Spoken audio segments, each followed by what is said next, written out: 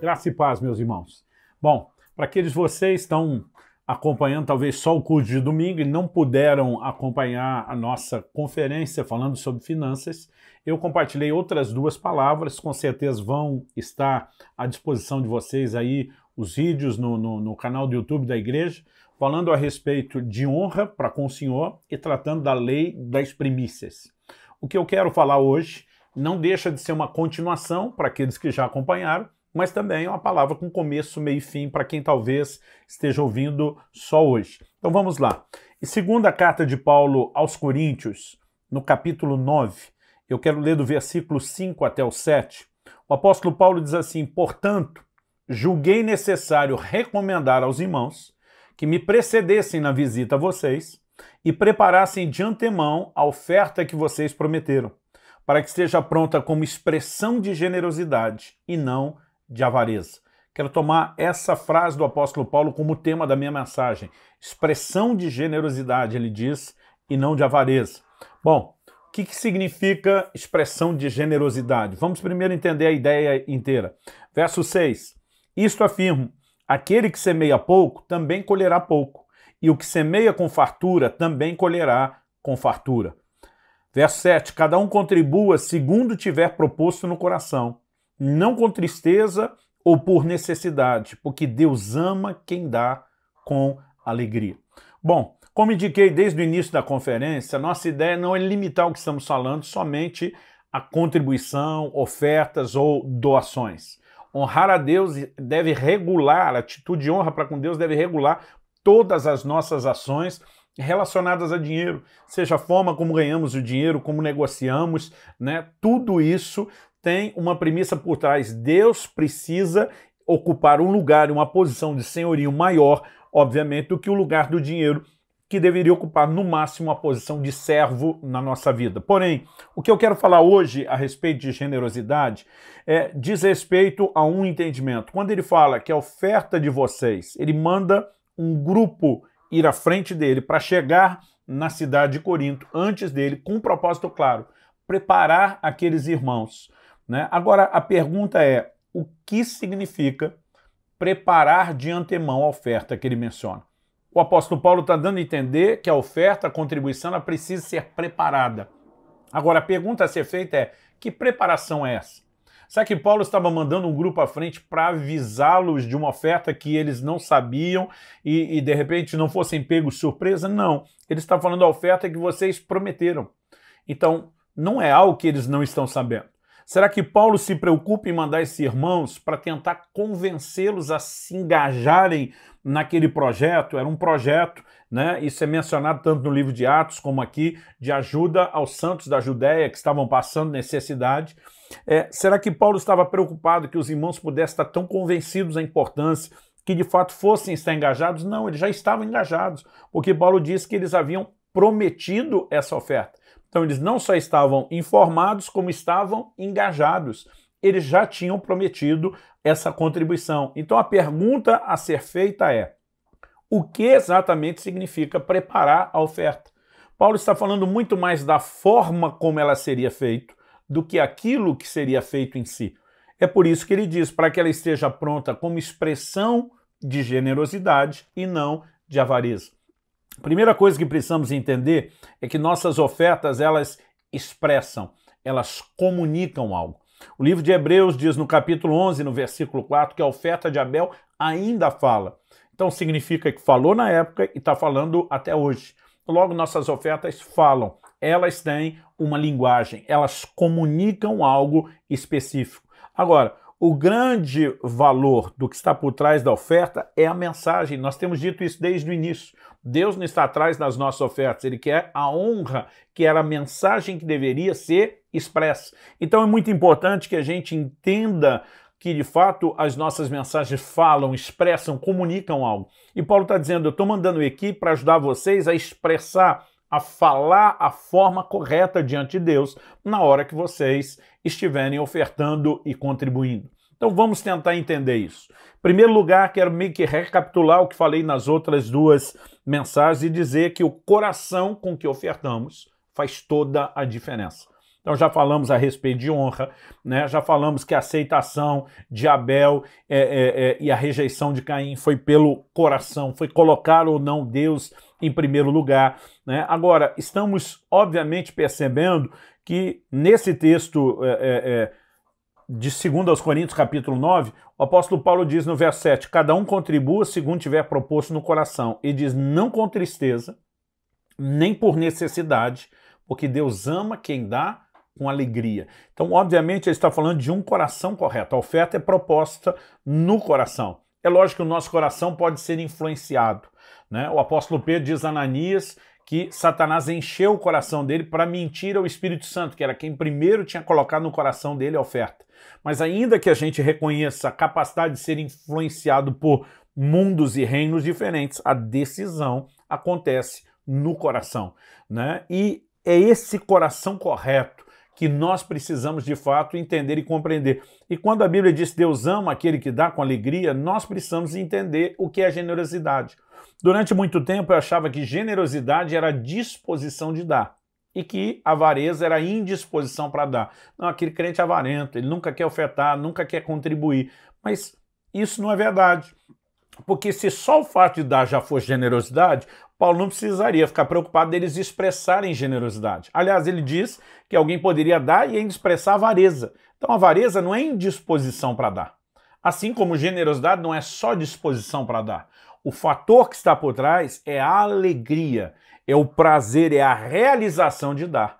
Porque tem gente até ofertando, mas o coração, né, às vezes está ali apertado. Eu lembro de uma vez que Deus me deu uma palavra e eu precisei confrontar um irmão debaixo de uma revelação de Deus. Ele na hora falou, pastor, é Deus puro nisso, é o meu coração, e eu tinha pedido para Deus falar de uma forma muito clara. Eu falei para ele, meu irmão, você está dizendo para Deus que é fiel no dízimo, nas primícias, nas suas ofertas, investe em missões, reivindicando uma suposta colheita de uma suposta semeadura sua.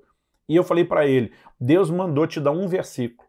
João 12, 24 diz, se o grão de trigo caindo na terra não morrer, fica ele só. Se morrer é que dá fruto.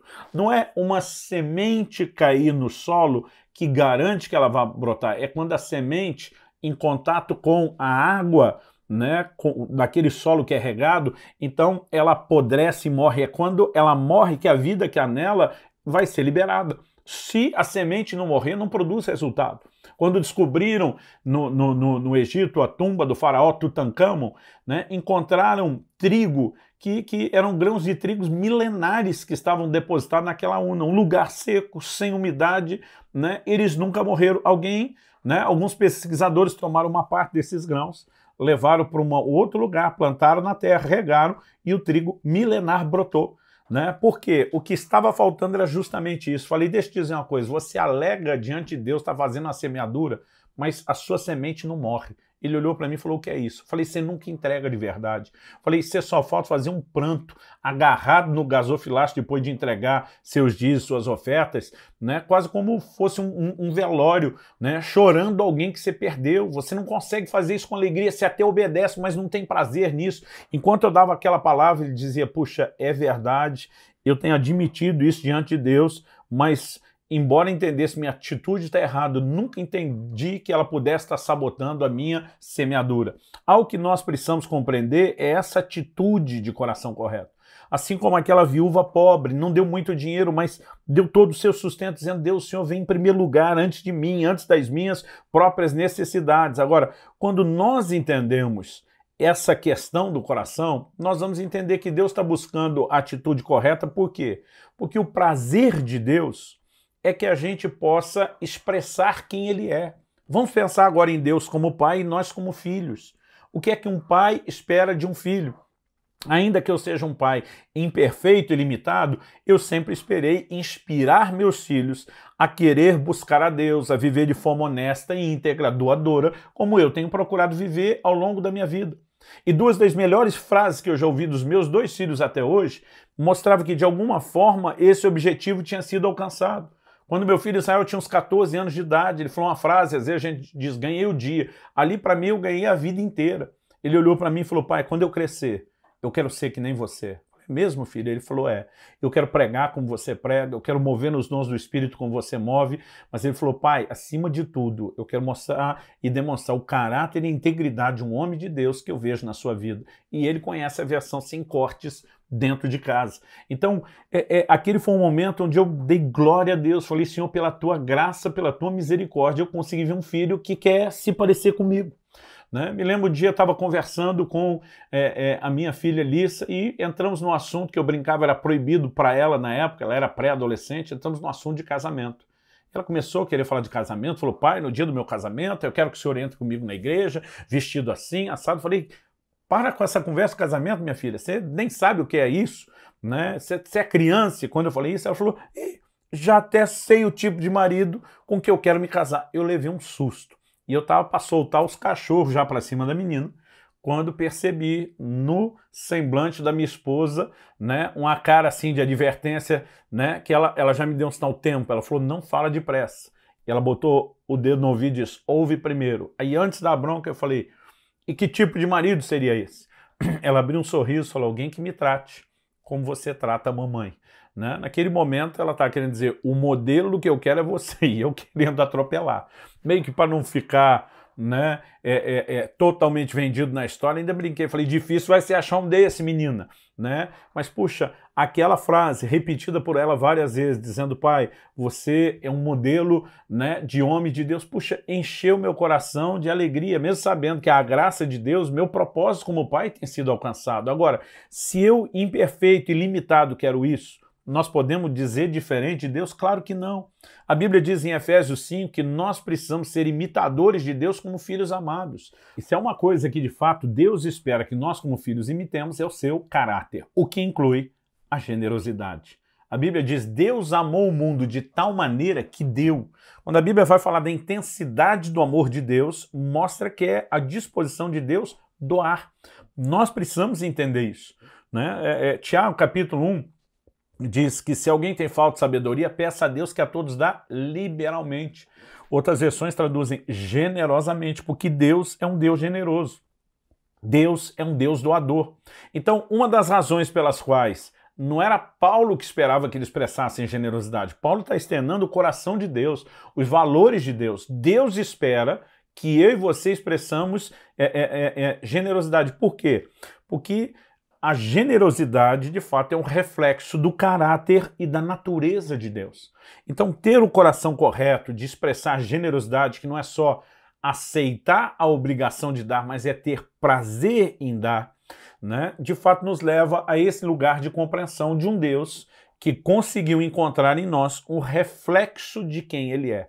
Nós temos a responsabilidade de expressar a natureza de Deus, né, a revelação de Deus nessa terra por meio da nossa conduta. E um coração doador não é apenas dar dízimo, oferta, abençoar um irmão com necessidade, honrar uma outra pessoa no aspecto financeiro, é tudo. Né? Um crente que não é generoso, ele não vai se doar evangelizando, salvando almas, discipulando, cuidando delas, liderando célula. Então, essa doação, essa entrega, ela não se limita a finanças, mas também não exclui o aspecto financeiro. E já que estamos numa conferência de finanças, estou dando mais ênfase a isso do que os outros aspectos. Bom, vamos passar para o segundo ponto a ser considerado. Se o primeiro, né, é dizer que o coração com que fazemos faz toda a diferença, expressar generosidade é refletir Deus, a natureza, o caráter de Deus. Em segundo lugar, eu quero destacar aqui que a nossa atitude, ela determina a revelação de Deus que a gente tem. Né? Na verdade, a maneira como nos portamos e nos conduzimos determina a dimensão de revelação de Deus que eu e você vamos experimentar. Então, deixa eu te dizer algo. Uma pessoa outro dia me perguntou, pastor, Deus é sempre o mesmo, não é? Eu falei, mas uma atitude diferente da nossa parte vai provocar uma revelação diferente do mesmo Deus. Então, para com Abel, nós vemos Deus se agradando. Para com Caim, nós vemos Deus desagradando. Embora Deus seja o mesmo e não faça acepção de pessoas, é certo que ele faz acepção de atitudes. Aliás, eu posso dizer que eu não tive dois pais, eu tive um pai só. né? Hoje em dia eu brinco que isso está virando testemunho já, né? De tão bagunçado está o sistema familiar na vida das pessoas que ainda não se converteram. Mas esse um pai só, que era um só, às vezes tinha comportamentos diferentes, tão diferentes que pareciam dois pais completamente distintos. Às vezes eu chegava em casa e encontrava a versão feliz, alegre, contente, realizada do meu pai. Às vezes eu chegava em casa e encontrava a versão triste, né, aborrecida do meu pai e, obviamente, brava. Porque ele tinha um problema de bipolaridade? Não. Essas reações de humor diferentes normalmente estavam relacionadas ao meu comportamento. Eu, por exemplo, nunca apanhei por trazer um boletim escolar com nota boa. Nunca recebi nenhum castigo por isso. É lógico que isso causava alegria. Mas quando algum vizinho fazia uso do disque denúncia para comunicar ao meu pai algum delito ainda que leve, alguma coisa que a gente tinha aprontado, é lógico que eu ia encontrar a outra versão do meu pai. Por que eu estou dando esse exemplo? Porque com Deus não é diferente. Uma vez eu passei por dois irmãos que estavam num debate teológico. Um parecia estar advogando a bondade de Deus, o outro, né, a severidade de Deus, o rigor de Deus. E quando passei, um me pegou pelo braço e falou: pastor, ajuda a gente aqui. Deus é bom ou é severo? E eu olhei para eles e falei: tenho duas respostas, né? E falei para eles: bom, a primeira, ele não é um ou outro, ele é os dois. Romanos 11, 22 fala da bondade de Deus e da severidade de Deus. Então não adianta querer dizer que ele é isso ou aquilo, ele é os dois. Aí alguém falou: mas se o senhor já respondeu que ele é os dois na primeira resposta, o que é que sobrou para a segunda? Eu falei: a segunda resposta que eu tenho para dar é: depende. Eles olharam: como assim depende? Eu falei: qual dos dois, bom ou severo, você vai descobrir que ele é? Depende de você, depende da sua atitude. O mesmo texto que fala da bondade de Deus, da severidade de Deus, diz: para com os que creram, ele manifestou bondade. Para com os que caíram, ele manifestou severidade. Então, Deus é os dois. Mas o que ele é, bom ou severo, nós vamos descobrir dependendo da nossa atitude. Por que estou dizendo isso? Por que expressar generosidade é tão importante? Porque a nossa atitude de generosidade tem o poder de ampliar o nosso entendimento e a revelação de quão generoso Deus é. Antes, né, de detalhar isso, eu quero começar por uma porção da Bíblia que é o Salmo 18, 25 e 26, que nos fala dessa lei de reciprocidade, né, de mutualidade. Assim como Deus diz: eu honro aqueles que me honram, mas os que desprezam eu desprezarei, mostrando que a nossa atitude determina como ele vai nos tratar. No Salmo 18, 25 e 26, nós lemos o seguinte: para com quem é fiel, fiel te mostras. Com o íntegro, também íntegro.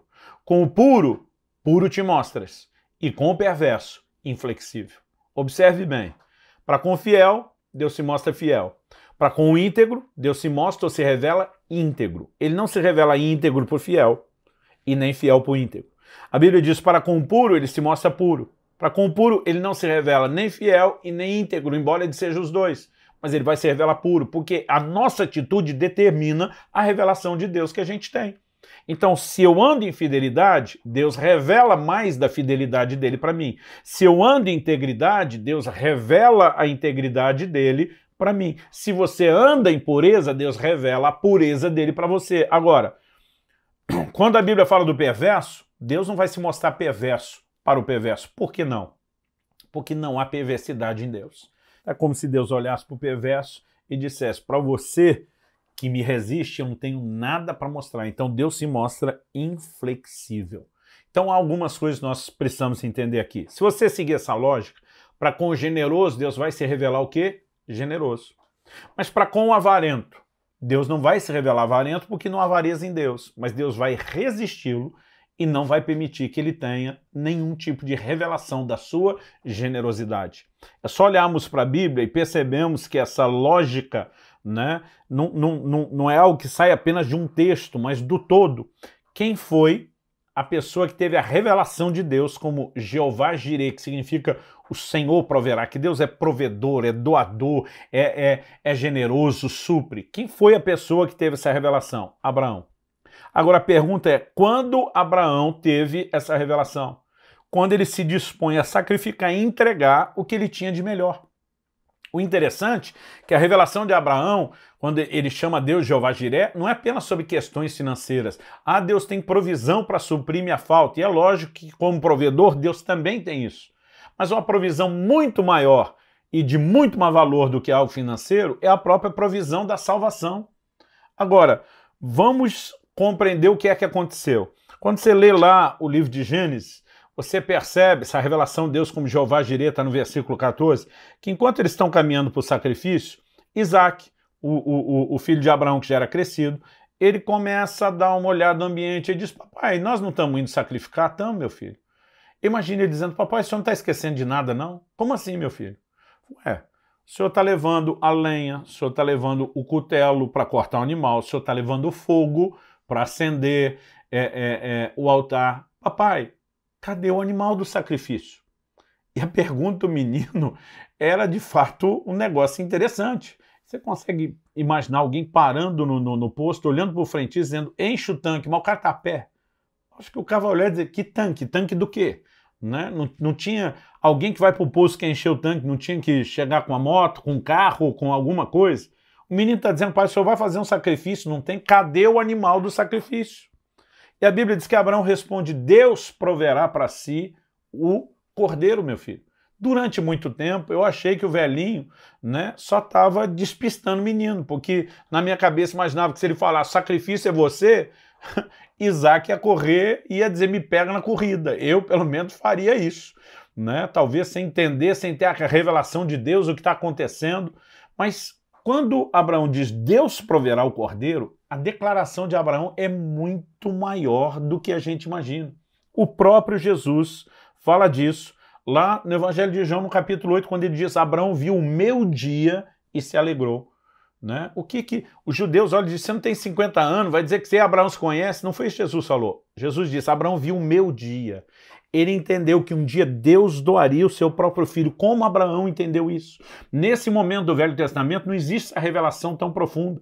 Nós temos uma profecia messiânica, né, lá no capítulo 3, depois da queda, quando o Senhor diz que a semente da mulher esmagaria a cabeça da serpente. Nós temos uma promessa de Deus a Abraão, que Paulo em Gálatas diz que Deus pré-anunciou o evangelho aos gentios quando disse, em ti serão benditas todas as famílias da terra, mas isso não é uma coisa clara nem no fim do Velho Testamento, como é que Abraão entendeu que Deus tinha um filho para dar. No momento em que ele se dispõe a entregar o seu próprio filho, ele gera pela sua atitude uma reciprocidade da revelação de Deus. Quando Abraão está dizendo a Isaac, Deus proverá para si o cordeiro, ele está dizendo, não é apenas você, meu filho, que terá um substituto na hora exata. Cada um de nós que merece a morte deixará de morrer, porque é um cordeiro conhecido antes da fundação do mundo, e a Bíblia chama ele de Jesus Cristo. Ele estava apontando, dizendo, um dia Cristo morrerá no nosso lugar, para que nós não precisemos morrer. Agora, como ele entra nessa revelação? Por meio da sua atitude e a sua disposição de entregar o seu filho. Ele entende que um dia Deus também entregaria o seu filho. Não é apenas que a sua generosidade te ajuda a entender a generosidade de Deus. As disposições específicas da nossa generosidade podem nos dar entendimentos claros e específicos da generosidade de Deus, porque nossa atitude determina a revelação de Deus que nós temos. Por outro lado, nós precisamos entender que o inverso também é verdadeiro. Muitas pessoas, como eu disse antes, para o generoso Deus vai se mostrar generoso, mas para o avarento Deus não vai se mostrar avarento porque não há avareza nele, mas ele vai resistir, essa pessoa não tem revelação. Eu olho para alguns crentes que estão uma vida inteira dentro da igreja, não vivem milagres de provisão, não conseguem ter fé para isso, nunca entraram nesse lugar de revelação. Por quê? Porque a atitude deles bloqueia a revelação. E é importante que você avalie o seu coração se isso não tem acontecido com a sua vida. Dá uma olhada comigo no Evangelho de Marcos, no capítulo 8. Nós temos um milagre da multiplicação de pães, que tem um subtítulo ali na maioria das versões bíblicas, dizendo segunda multiplicação de pães e peixes. Por que segunda? Porque a primeira está registrada no capítulo 6. É muito importante dizer que essa não é a primeira vez, já é a segunda. O texto diz assim, verso 1 de Marcos 8. Naqueles dias, quando outra vez se reuniu grande multidão e não tendo que comer, outra vez, já é a segunda, Jesus chamou os discípulos e lhes disse, tenho compaixão dessa gente, porque já faz 3 dias que eles estão comigo e não têm o que comer. Se os mandar para casa em jejum, desfalecerão pelo caminho e alguns deles vieram de longe. Verso 4, mas os discípulos lhes responderam. E, apesar de estar respondendo ao comentário de Jesus, eles respondem com uma pergunta que eu tomei a liberdade de classificar como uma das perguntas mais estúpidas que você pode achar na Bíblia. Olha o que eles perguntam. Mas os discípulos lhe responderam, como poderá alguém saciá-los de pão nesse deserto? Gente, vamos pensar aqui. Esses camaradas estão diante de Jesus, que já operou esse milagre antes. Eu fico imaginando que numa hora dessa, Jesus está falando de uma necessidade, talvez a expectativa dele fosse encontrar nos discípulos uma torcida. Faz de novo a parada do pão, aquele negócio foi insano, foi extraordinário, foi um negócio maravilhoso. Agora, eles olham para Jesus e perguntam, de onde poderia alguém, abre parênteses, incluindo você, Jesus, fecha parênteses, saciá-los de pão nesse deserto? Se eles nunca tivessem visto isso acontecer, a gente pode até dar um desconto para eles dizer, pô, os caras não tinham noção, mas já viram. Agora eles estão diante da maior fonte de provisão, que é o Deus encarnado, já viram ele operando milagres e não consegue sequer vê-lo fazendo isso de novo. Isso é muita falta de revelação. Agora a pergunta, qual é o motivo da falta de revelação? Vamos continuar lendo o texto para entender. Verso 5. Então Jesus perguntou, quantos pães vocês têm? Eles responderam, 7. E eu quero te provar, lendo o texto, que essa resposta está errada. Eles podiam muito bem ter dito 8 pães, porque tem um pão escondido aqui nessa história. Vamos continuar a leitura. Então mandou o povo assentar-se no chão, e pegando os 7 pães partiu-os, após ter dado graças, deu aos seus discípulos para que esses os distribuísse repartindo entre o povo. Tinham também alguns peixinhos e, abençoando-os, mandou que estes fossem distribuídos. Comeram e se fartaram, e dos pedaços restantes recolheram 7 cestos. Eram cerca de 4.000 homens. Então Jesus os despediu. Logo a seguir, tendo entrado num barco juntamente com seus discípulos, então aqui eles entram no barco logo depois. Vamos continuar a leitura e para ganhar tempo lá para o verso 14. Ora, os discípulos se esqueceram de levar pão, e no barco não tinham consigo senão um só. Então vamos parar para pensar. Se eles esqueceram de levar pão, não fizeram a provisão para a viagem e tinham um pão no barco, aquele pão estava lá o tempo todo. Quando Jesus pergunta quantos pães tendes, eu imagino que eles não sabiam isso de cor, tiveram que fazer um levantamento. Imagino talvez os 12, né, se dividindo, depois se reunindo. E aí, Pedro, o que deu no seu lado? Aqui nada. E aí, João? Aqui nada. E aí, Felipe? Aqui deu um pão. Né? Aí pergunta lá, Bartolomeu, aqui deu 2. Eles vão, bom, contando nós, vamos dizer para Jesus que tem 8. Imagina um deles dizendo 7. Alguém diz, mas é 8, tem o nosso. É impossível que nenhum daqueles homens soubesse do pão que estava no barco. Né? Sempre tinha um encarregado dessas coisas. Então, eu imagino que na hora da discussão, alguém diz, mas tem o nosso lá no barco. Deixa o nosso quieto. Eu imagino os caras dando desculpa, da outra vez só tinha 5 pães, tinha mais gente, ele alimentou todo mundo. Dessa vez, deixa o nosso, não toca lá. Uma coisa é certa, na hora do levantamento do pão, todo mundo está disposto a entregar o pouco que tem para o Senhor multiplicar. E os discípulos não entregaram o pão deles que estava no barco. A gente chama isso, eu gosto de chamar isso do pão escondido, né? Em alguns lugares, nasci e fui criado no interior de São Paulo, a gente chamaria isso do pão mocosado, no mocó, né? O pão estava lá escondidinho, mas ninguém mexeu nele. Agora, vamos observar o desdobramento da conversa. Depois da Bíblia mostrar que eles tinham esquecido de levar pão e tinha um só, Jesus os preveniu dizendo, fiquem atentos e tomem cuidado com o fermento dos fariseus e com o fermento de Herodes. Você vai perceber em outros evangelhos que Jesus estava falando da doutrina dos fariseus. Só que, de alguma forma, o verso seguinte, o 16, diz, eles começaram a discutir entre si, dizendo, ele diz isso porque não temos pão. Eles levaram o fermento no literal. Verso seguinte, 17, Jesus percebeu isso e perguntou, por que vocês estão discutindo sobre o fato de não terem pão? E agora vem a bronca. Olha o tom, né, que Jesus adota, o tipo de palavra com ele. Não consigo imaginar que um Jesus está feliz ou contente com a atitude deles. Ele diz assim, vocês ainda não percebem nem compreendem? Têm o coração endurecido? Tendo olhos não veem, tendo ouvidos não ouvem? Não se lembram de quando partiu 5 pães para os 5.000?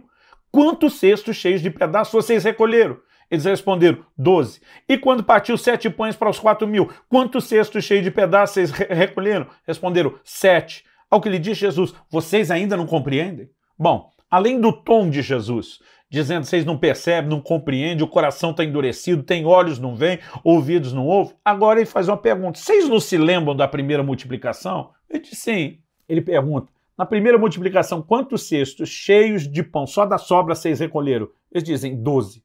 Agora a pergunta é, por que 12? Porque eram 12 apóstolos, cada um voltou com seu cesto cheio. Agora Jesus pergunta, e nessa última? Quantos cestos cheios de pães vocês recolheram? Eles dizem 7. Isso significa que dos 12, 7 voltaram com cestos cheios e 5 não. É justamente nesse contraste para mostrar a diferença de algo que aconteceu com eles, os discípulos, entre a primeira e a segunda, que diz, vocês não compreenderam ainda? Isso me leva a suspeitar que 5 desses 12 estavam metidos na conspiração do pão escondido e por isso voltaram sem os cestos cheios. E eu tenho uma implicância, a Bíblia não diz isso, é só uma brincadeira, eu tenho uma implicância que Judas e Tomé estão no meio dos 5. O Judas pela avareza e o Tomé pela incredulidade. A verdade é que quando eu imagino Jesus numa hora dessa no barco frustrado, dizendo, vocês acham que eu ia estar brigando com vocês? Tem um pão só para nós 13. Com 5 pães eu alimentei 5.000 homens, fora mulheres e crianças. Com 7 pães eu alimentei 4.000 homens, fora mulheres e crianças. Vocês acham que eu ia estar brigando com vocês porque só tem um pão para nós os 13? Naquele momento Jesus diz, como que vocês não conseguem entender, como vocês não entram na revelação? E algo que eu tenho percebido pela palavra de Deus, não é só por esse texto. Se eu e você não nos dispomos a andar em generosidade e entregar o que temos, nós nunca teremos revelação da generosidade de Deus. E além de não ter, nós ficamos como que cegos. A provisão pode estar na nossa frente e a gente não consegue enxergar. Então mudar a nossa atitude é algo que Deus espera, não apenas para que outros sejam abençoados com a nossa generosidade. A nossa generosidade nos levará a ser abençoados. Quando a Bíblia diz, né, dai e ser-vos-á dado, não é apenas uma troca, não é só porque você ativou um princípio de barganha. É que quando você dá, você entra na revelação do Deus de provisão e aí você recebe de Deus de uma forma diferenciada. Bom, para terminar, aqui falamos do coração correto, falamos que a nossa atitude determina a revelação de Deus. Para concluir essa ideia da expressão de revelação, nós precisamos entender que a nossa atitude, ela determina não só a revelação de Deus que teremos, mas como consequência da revelação de Deus que teremos, nossa atitude também determina os resultados que nós teremos. Eu me lembro quando o Israel era bem criança, a gente estava começando a pastorear a primeira das comunidades de alcance que nós fundamos lá em Irati. Quando me mudei na cidade, né, o Israel estava nessa faixa ali dos 5 anos, isso aconteceu quando ele tinha 5 anos. Eu lembro que um dia ele começou a falar de um tênis que ele queria. Bom, a gente ia ido plantar aquela igreja num grande desafio. Eu e Kelly fomos sem salário, levei comigo mais 6 famílias. A gente tinha desfeito casa, carro, tudo que tinha para injetar naquele projeto e nós tínhamos baixado muito o padrão de vida. E um dia ele começou a falar de um tênis que ele queria e tal, e a gente, né, a Kelly falou para ele, minha esposa, mãe do garoto, falou, olha, a gente não tem condições.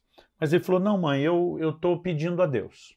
E ele falou assim, eu já até sei o tênis que eu quero. Mas o interessante é o contexto em que isso aconteceu. Acho melhor até eu contar o contexto antes. Eu lembro que quando Israel estava então com essa idade dos 5 anos, um dia chamei ele e falei, filho, eu acho que está na hora de você começar a aprender a lidar com dinheiro. Então dei uma bolsinha para ele, cheia de moeda, algumas notas de 1, naquela época ainda tinha nota de R$1, a menor não era de 2. Né? Falei, ó, esse dinheirinho o papai tá dando para você, eu quero que você aprenda, decida quando vai gastar, como que faz. Ele gostou tanto daquilo que todo lugar que ele ia, ele andava com aquela bolsinha. Dizia, filho, não leva a qualquer lugar, você pode acabar perdendo. Não, pai, eu vou cuidar muito dela, tal. Bom, um dia eu estava pregando fora, viajando, e na hora do culto, foi aquele que me contou essa cena, ele chegou antes do culto e falou, mãe, você me dá dinheiro para ofertar? E a Kelly vendo a bolsinha na mão dele, falou, filho, papai e mamãe sempre deu dinheiro para você ofertar porque você não tinha. Mas agora você tem do seu dinheiro. Então, se você quiser ofertar, a mamãe não vai dar dinheiro hoje. Você pega do seu. Ele olhou para ela com a lógica de uma criança, simplicidade de uma criança, e falou, mãe, se eu der do meu, eu fico com menos. E a Kelly falou, filho, é exatamente isso que é oferta. A gente abre mão de algo que é nosso para expressar o valor e a importância que Deus tem. Ela falou, olha, eu não vou te obrigar a ofertar o seu dinheiro, mas eu não dou do meu. Então, se você quiser, pensa a respeito, a decisão é sua. Bom, quando chegou a hora da oferta, que ele estava com o pessoal ministrando ali no louvor, então ele foi à frente, abriu a bolsinha, fez questão de mostrar para aquele que ele tirou a nota de 1, não era nem moeda, né? E não sei nem se foi só uma ou se ele não deu as notas, ele deu aquela oferta, tal. No final do culto, minha esposa foi falar com ele e disse: filho, mamãe está tão feliz com a sua decisão, você fez a coisa certa, Deus em primeiro lugar, mesmo que a gente fique com menos. Ele parou, olhou para ela e falou: mãe, mas eu também não sou bobo, não. Eu sempre vejo você, o pai, falando que Deus abençoa a gente. Pensei, eu até vou ficar com menos agora, a hora que eu der. Mas depois que Deus me abençoar, vou ficar com mais, né? Não estou dizendo que você deva agir assim. Uma criança, eu creio que Deus, né, entendeu toda a pureza do coração. E ele falou assim: mãe, como é que Deus abençoa a gente? O dinheiro cai do céu? Como que acontece? Falou: não, filho, assim como você vê papai e mamãe fazer muito pelos outros, Deus também usa pessoas para fazer pela gente. Ele não vai fazer o dinheiro cair do céu. Ela falou: por que você está perguntando? Ela falou: porque já que eu sei que Deus vai me abençoar, pedi para ele que eu quero um tênis. Era um tênis que ele tinha pedido, nós não tínhamos condição. Ela falou: é mesmo, filho? É. Ele falou: já até sei a cor que eu quero, mãe. Falou a cor, tudo, qual era o modelo do tênis. Ela falou: você não acha que falando desse jeito para mim, que eu vou facilitar as coisas para você? Ele falou: não, mãe, Deus vai me abençoar com esse tênis, eu tenho certeza, você vai ver. Isso era o domingo. A Kelly me contou, né, essa história, acho que já na segunda-feira. Agora, na sexta-feira, uma irmã da igreja chega, né? Na verdade, antes disso, ela ligou para a Kelly e falou assim: que número Israel calça? Por que você está perguntando? Ela falou: Deus está me incomodando fazer algo. Ela até falou o número que Israel calçava, mas não falou absolutamente nada, nenhum detalhe. Na sexta-feira, ela bateu na porta, a Kelly foi atender, né? E ela mostrou que tinha trazido uma encomenda. A Kelly já gritou: Israel, visita para você. E quando ela foi lá, a Terezinha, essa irmã querida, ela falou assim: olha, trouxe um presente para você. Ele abraçou aquele pacote e falou: já até sei o que é. Ela disse: você sabe? Eu falei: sei que é um tênis, sei que a cor é azul, sei que ele é desse jeito.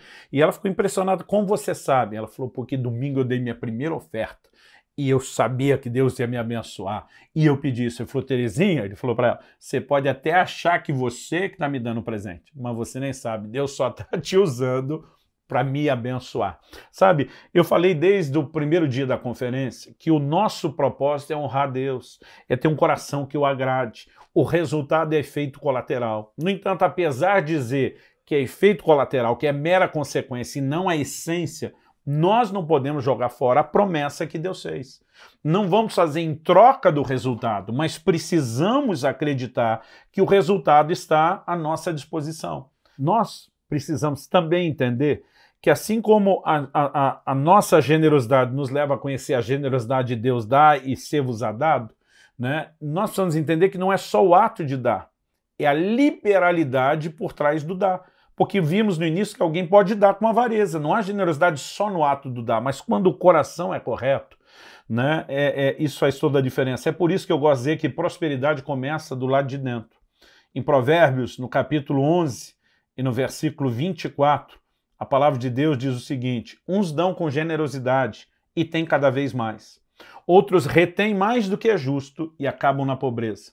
Verso 25 diz: a pessoa generosa prosperará, e quem dá de beber terá sua sede saciada. O que foi traduzida nessa versão que eu estou usando, a Nova Almeida atualizada, como pessoa generosa, no original é a alma generosa.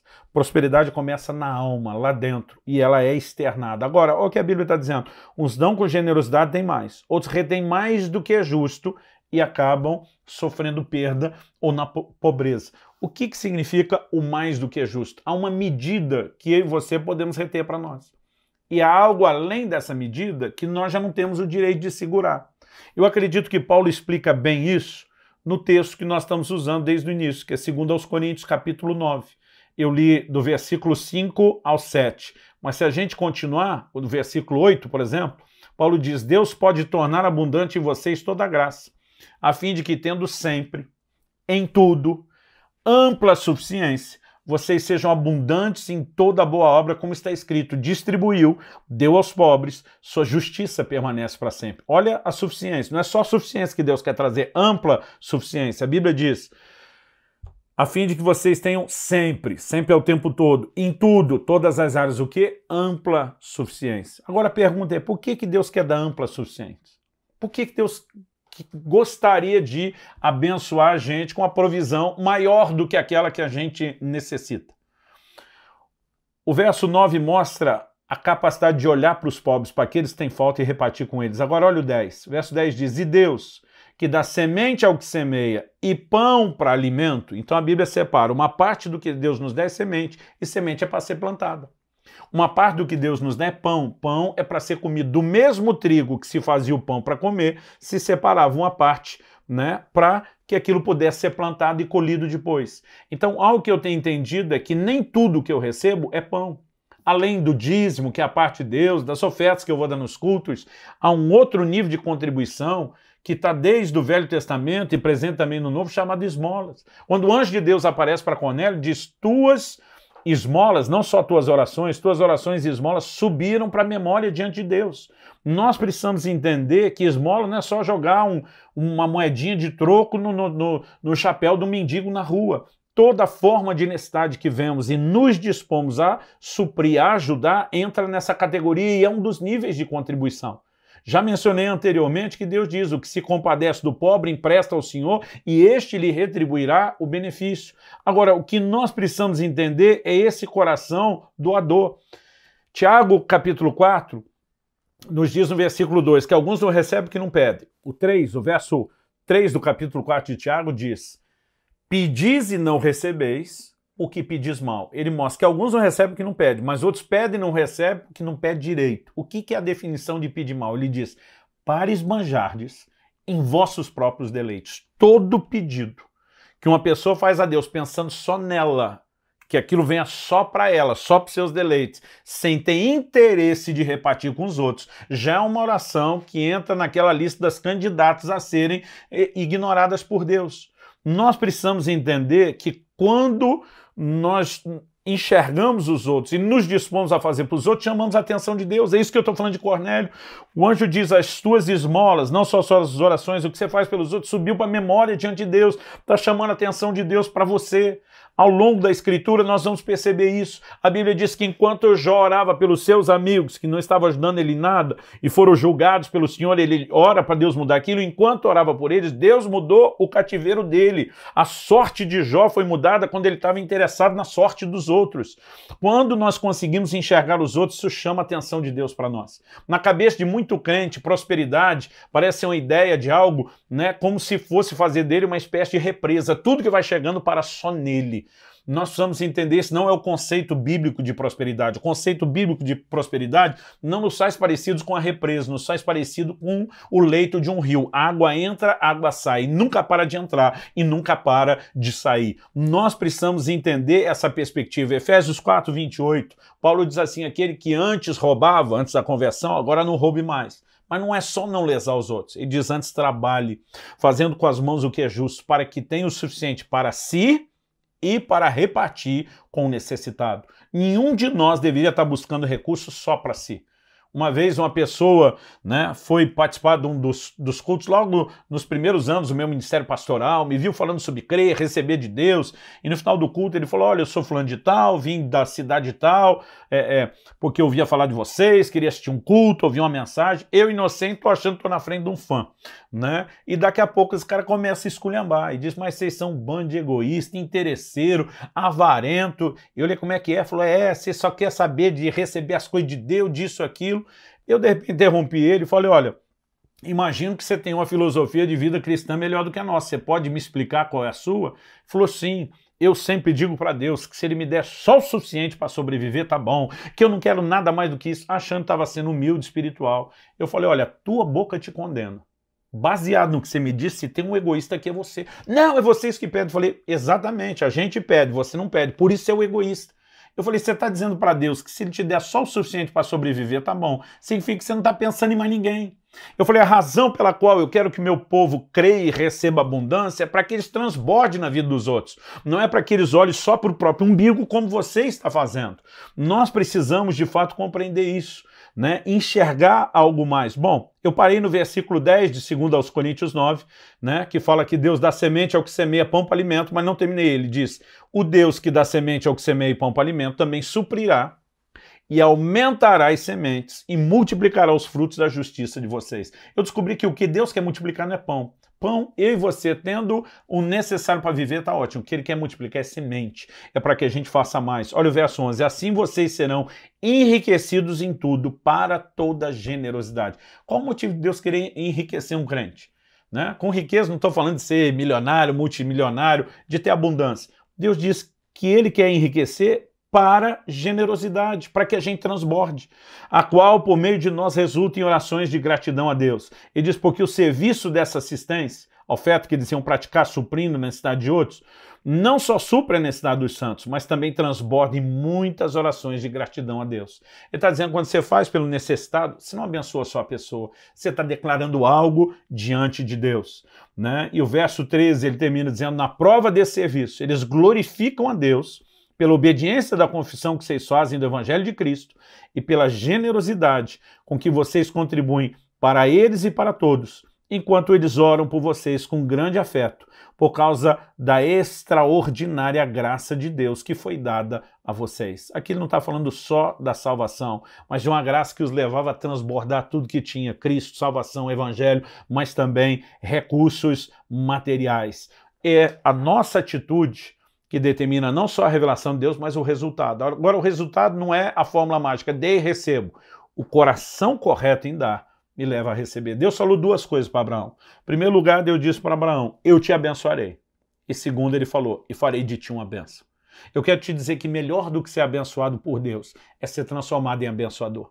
Melhor do que receber uma dádiva de Deus é ser transformado em doador. Melhor do que ser suprido é você ser supridor. Quando nós entendemos isso e passamos a viver nesse lugar, aí vamos entrando numa bola de neve. Minha atitude correta aumenta a minha revelação. Minha revelação aumenta o resultado. Com mais resultado, atitude correta, eu sigo prosseguindo, fazendo cada vez mais. E isso é algo extraordinário. Eu concluo aqui dizendo que não tem palavras para descrever o volume de bênção material e financeira que eu tenho vivido, né, nesses últimos anos, com a consciência desses princípios movendo minhas escolhas e decisões. Né? Esses dias minha filha falou, pai, tudo que você faz para abençoar os outros, sem nenhum interesse, é impressionante como esse negócio vira, né? E acaba voltando em bênção para você. Eu falei, é verdade, filha, nunca se esqueça desse princípio, nunca deixe de andar neles. Eu gosto de ver a maneira como meus filhos, desde a infância, porque tinham um exemplo, porque tinham um ensino, começaram a andar com esse coração e eles têm vivido manifestações sobrenaturais de Deus. Eu olho para a vida dos discípulos, daqueles que caminham perto e têm andado nesses princípios, não tem como uma palavra de Deus não funcionar. Então estou aqui não apenas tentando te ajudar a ter um ano mais próspero, a vencer a crise, é muito mais do que isso. Isso é apenas o efeito colateral. É viver um nível profundo de relacionamento com Deus, de honra, de submissão ao senhorio dele, de uma revelação profunda de quem ele é. E isso sim é extraordinário. Pai, eu oro por cada um dos meus irmãos e irmãs que receberam essa palavra. Eu oro que o Espírito de Deus vivifique, aplique a palavra no coração deles e os ajude a traduzir isso para um terreno prático das suas vidas. Eu oro que o Senhor abra o entendimento, não apenas da mente, da razão, mas o entendimento espiritual por revelação. E eu oro que a mão poderosa, graciosa e abençoadora do Senhor faça diferença na vida dos meus irmãos. Eu os abençoo e os entrego agora aos teus cuidados e à tua graça, em nome do Senhor Jesus. Amém. Que o Senhor te abençoe.